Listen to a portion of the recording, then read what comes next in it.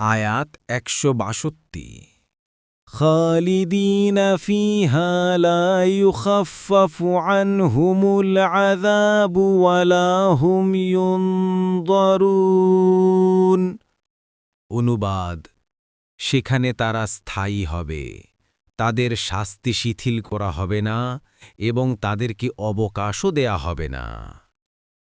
আয়াত ১৬৩ ওয়া ইলাহুকুম ইলাহুন ওয়াহিদুন লা ইলাহা ইল্লা হুয়ার রাহমানুর রহিম।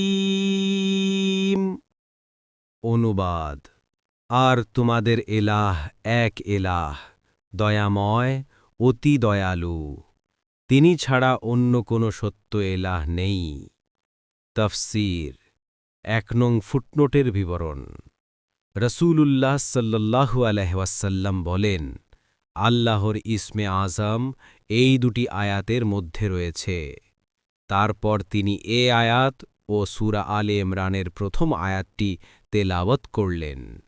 তিরমিজি ৩৪৭৮, আবু দাউদ ১৪৯৬, ইবনে মাজাহ ৩৮৫৫।